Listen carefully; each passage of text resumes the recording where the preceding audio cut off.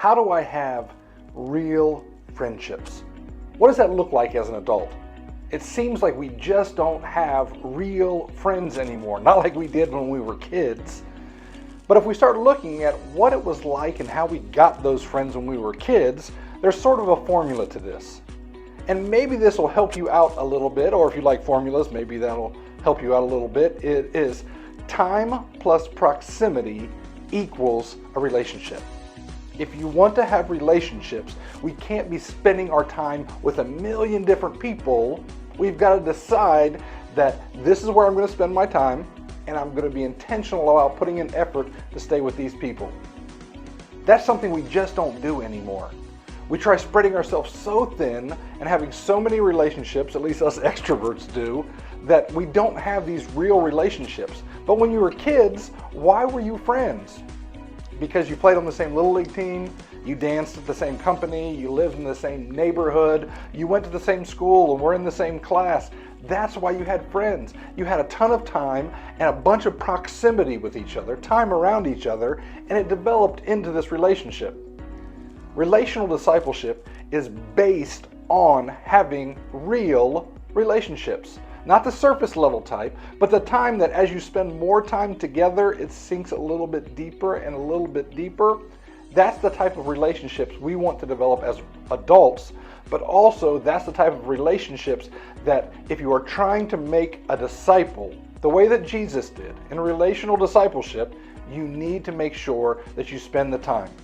So here's another formula for you, for those of you who like formulas. Relationships plus intentionality equals discipleship.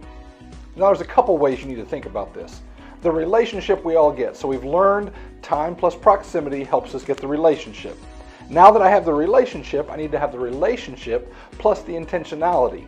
So I need to choose to be intentional about spending more time with this person, but I also need to choose to be intentional about the time and what we're doing with the time when we're spending it together.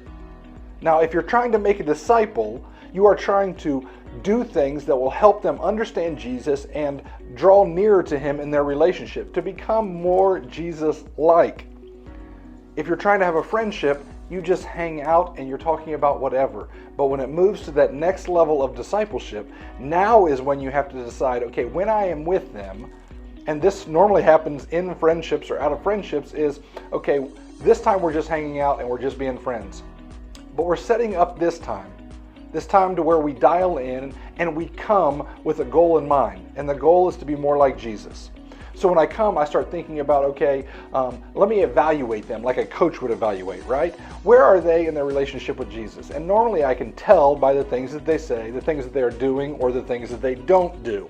And as that progresses along, now I know exactly what to do with these different types of people. Do they need to learn more scripture? Do they need to spend more time praying? Do they need to spend more time serving? Do they need to just be introduced to Jesus and the people that we spend time around Jesus with? Do they need to learn how to worship? What is it that they need in their life? Sometimes it's marriage advice. Sometimes it's parenting advice. Relational discipleship is built on the relationship. So if you're trying to do discipleship the way that Jesus did, I hope this helps you out. And we'll be talking more and more about the relational discipleship, about how to coach somebody along, about how we can figure out where their deficiencies are like a good coach would, so that we can coach them up a little bit more. If you're in Greensboro, North Carolina, and you want to hear more about this, you come join me on Sunday mornings at 10 o'clock at Catalyst Church. Make sure that you're liking and you're subscribing so that we can get the word out and we can have more people making disciples of Jesus. You come see me, Catalyst Church, 10 o'clock on Sunday morning, and I'll save you a seat.